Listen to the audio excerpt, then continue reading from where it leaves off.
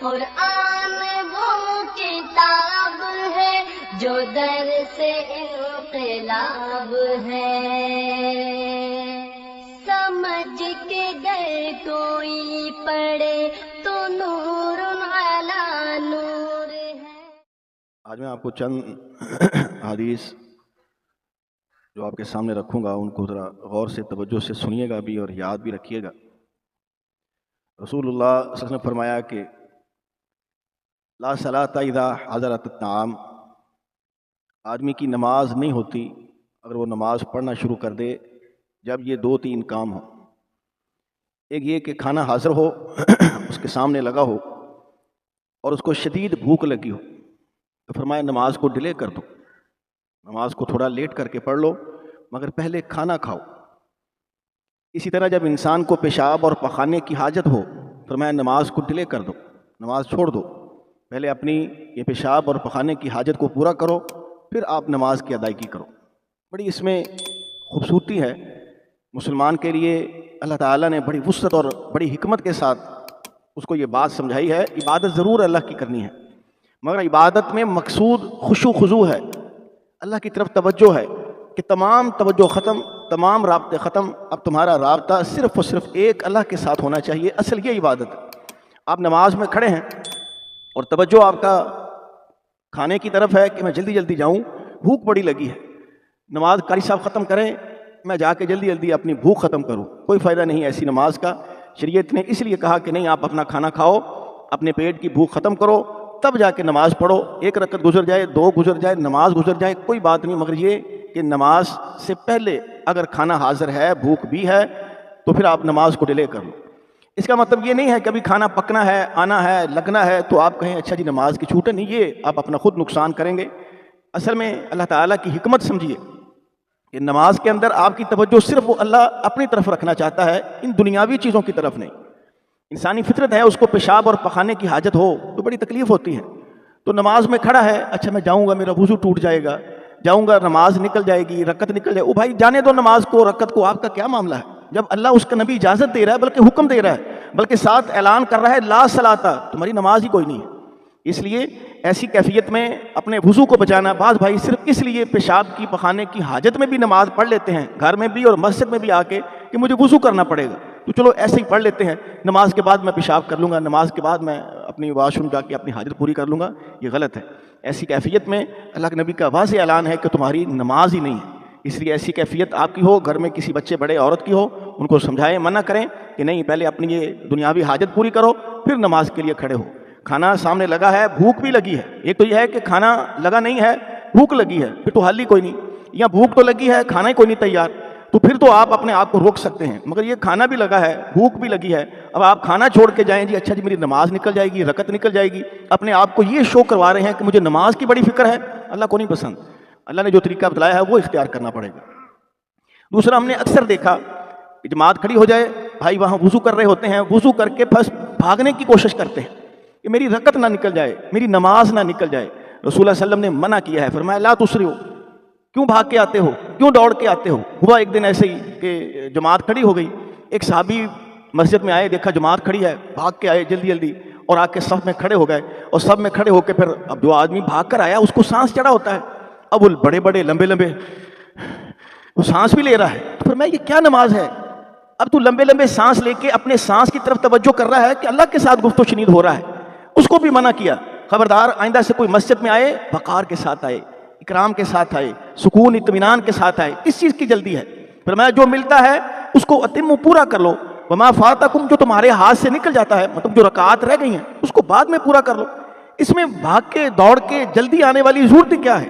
جب اللہ تعالیٰ خشوع خضوع کا حکم دے رہا ہے، احترام کا، وقار کا حکم دے رہا ہے، تو اس لیے ضرورت نہیں ہے کہ آپ گھر سے نکلے ہیں، آپ نے دیکھا ہے لگتا ہے جماعت کھڑی ہو گئی ہے، رکعت نکل جائے گی اور گھر سے ہی بھاگ رہے ہیں، غلط ہے۔ موٹر سائیکل پر ہیں، گاڑی پہ ہیں، پیدل ہیں، موٹر سائیکل بڑی تیز چلا رہے ہیں، میری نماز نہ نکل جائے، میری رکعت نہ نکل جائے، اس کیفیت میں خدا نہ خواستہ آپ کسی کے ساتھ ایکسیڈنٹ کر بیٹھے، یہ بوجھ آپ کے اوپر ہوگا، چوٹ بھی لگے گی، نقصان بھی ہوگا، گنہگار بھی ہوں گے۔ کہ جب اللہ کے نبی نے منع کیا ہے بھاگ کر دوڑ کر جلدی کر کے نہیں آنا، سکون اطمینان سے آؤ، کیا ہوگا؟ نماز نکل جائے گی، بعد میں پڑھ لینا، کیا ہوگا؟ رکعت نکل جائے گی، اللہ مجھے آپ کو چھوٹ دے رہے ہیں۔ اس ساری باتوں میں دیکھیں اللہ پریفرنس مجھے آپ کو دے رہے ہیں کہ اس کا خشوع خضوع قائم رہے، اس کی جان سلامت رہے، اس کو کوئی تکلیف نہ آئے، میری نماز پڑھے، اس کا انکار نہیں ہے، مگر میری نماز کے ساتھ میرے ساتھ اس کی گفت و شنید بھی اچھے طریقے سے ہو۔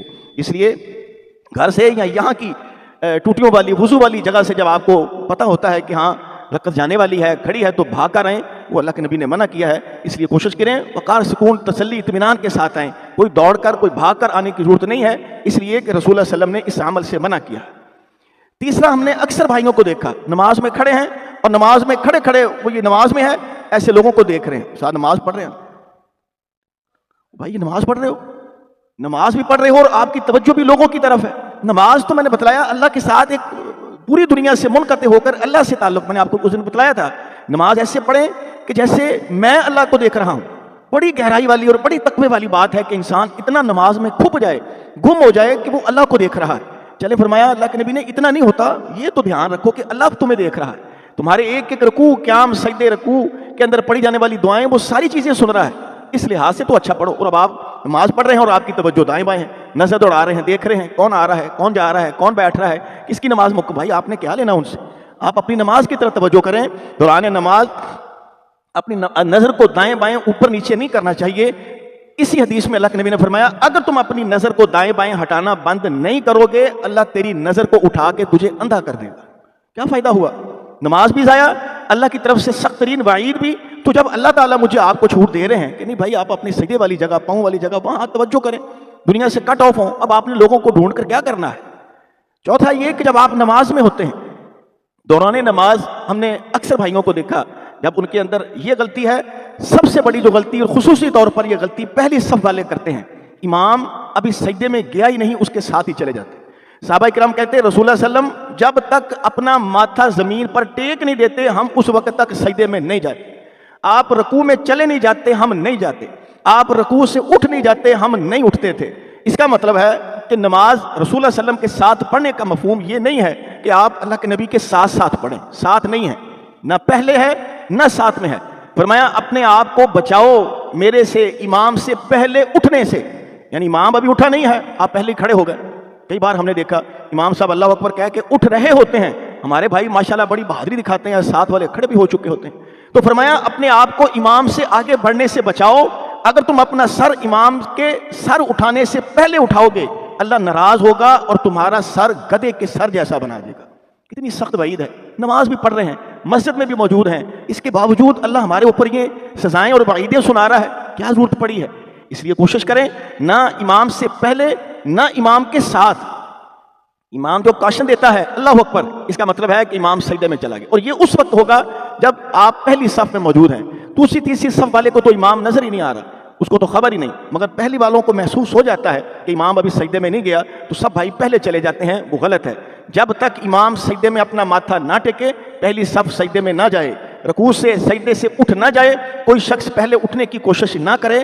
اگر کوئی کرے گا تو میں نے آپ کو اللہ کے نبی کی حدیث مبارکہ سنا دی ہے، اتنی سخت وعید کہ اللہ تعالیٰ تمہارا سر کہیں گدھے کے سر جیسا نہ بنا دے۔ تو یہ اللہ کے لیے کوئی مشکل نہیں ہے، اللہ ہمارا سر گدھے کے سر جیسا بنائے اگر ہم باز نہ آئیں۔ پہلے جو ہوا سو ہوا، اگر کسی کو نہیں پتا تھا کوئی ایسی بات نہیں، جب ہمیں پتا چل گیا ہے کہ ہم نے امام کے پیچھے پیچھے چلنا ہے، نہ پہلے نہ اس کے ساتھ، پیچھے پیچھے چل کر ہم نے نماز اپنی مکمل کرنی ہے۔ اللہ مجھے اور آپ کو عمل کی توفیق عطا فرمائے۔ السلام علیکم۔ جی وہ بھی غلط ہے، حدیث میں ہے کہ جب نماز کھڑی ہو لا صلاۃ تک کوئی نماز ہوتی نہیں ہے۔ ہماری بدقسمتی آپ دیکھیں، بڑی اچھی نشاندہی آپ نے کی کہ نماز کھڑی ہوتی ہے، بھائی پیچھے آ کے کچھ بھی پڑھ رہے ہیں، وہ غلط ہے۔ جب آپ مسجد میں آئے ہیں تو جو فرض نماز کھڑی ہے، اس فرض نماز کے برابر اب کوئی نماز بھی نہیں ہے، سب سے پہلے اس کو پریفرنس دیں، اس کو ترجیح دیں۔ بلکہ ہم تو لوگوں کو یہ بھی کہتے ہیں کہ رات کو تراویح کے دوران کچھ بھائیوں کی عشاء کی نماز رہ جاتی ہے، وہ واپس آتے ہیں، آگے تراویح کھڑی ہیں، پیچھے وہ عشاء کی نماز انفرادی پڑھ لیں، کوئی حرج نہیں، پڑھ سکتے ہیں، شرعی طور پہ پابندی نہیں ہے، مگر کوشش کیا کریں کہ جب آپ آ ہی گئے ہیں تو جماعت کو پریفرنس دیں۔ جماعت کے ساتھ نماز پڑھنا اکیلے سے کروڑ درجے بہتر ہے۔ رسول اللہ علیہ وسلم کی زندگی میں آپ نے ایک صحابی کی ڈیوٹی لگائی ہوئی تھی، مسجد نبوی کے قریب ہی ایک مسجد تھی، وہ اللہ کے نبی کے پیچھے پانچوں نمازیں پڑھتا، پانچوں نمازیں پڑھ کے اس مسجد میں جا کے وہاں اس محلے اس گلی کی مسجد میں جو لوگ نمازی تھے ان کو جا کے وہ نماز پڑھاتے۔ اب آپ مجھے بتائیں جو شخص رسول اللہ صلی اللہ علیہ وسلم کے پیچھے نماز پڑھ رہا ہے، یعنی فجر کی نماز اس نے پڑھی، وہ کیا پڑھ رہا ہے؟ فرض پڑھے گا نا۔ اور رسول اللہ علیہ وسلم کے پیچھے 2 فرض پڑھے، 2 فرض پڑھنے کے بعد مثال دے رہا ہوں، وہ یہاں سے جلدی جلدی بھاگا اور بھاگ کا جو نزدیکی مسجد ہے اس میں جا کے اب نمازیوں کو وہ نماز کروا رہا ہے. اب جو وہاں وہ نماز امام صاحب نماز کروا رہے ہیں وہ اس کے کیا ہو گئے؟ فرض تو پڑھ گیا، فرض اس نے پڑھ لیے ہیں، اب وہ اس کے کیا بنیں گے؟ اس کے نفل بنیں گے. اچھا اس کے نفل ہیں جو بھائی پیچھے نماز پڑھ رہے ہیں فجر کی، ظہر کی، عصر کی، مغرب کی، عشاء کی، ان کی نیت کیا ہے؟ ان کی فرض کی. اس کا مطلب امام اور مقتدی کی نیت میں فرق آ جائے کسی کی نماز کو نقصان نہیں ہوتا. رسول اللہ صلی اللہ علیہ وسلم نے اپنے ہاتھوں سے کروایا ہے، اس صحابی نے خود ہی ڈیوٹی تو نہیں لگائی. تو نبی کو اس بات کی خبر نہیں ہے کہ یار وہ امام کی مقتدی کی نیت میں فرق ہے، امام اور مقتدی کی نیت میں فرق ہو جائے تو نماز ہی نہیں ہوتی. اور نہیں بھائی، کس نے مسئلہ بتا دیا آپ کو؟ نماز رسول اللہ صلی اللہ علیہ وسلم نے خود صحابی کی ڈیوٹی لگائی. وہاں امام کی نیت پہلے اللہ کے نبی کے پیچھے پڑھ رہا ہے فرض، پھر وہاں جا کے وہ جو نماز پڑھا رہا ہے فجر کی، ظہر کی، عصر کی، مغرب کی، عشاء کی، اب وہ تو اس کے نفل ہیں. اب وہ نفل کی نیت سے پڑھا رہا ہے، پیچھے جتنے نمازی صحابی ہیں وہ سب فرض کی نیت سے پڑھ رہے ہیں. اگر ان کی نماز ہو رہی ہے انشاءاللہ میری آپ کی بھی ہو جائے گی.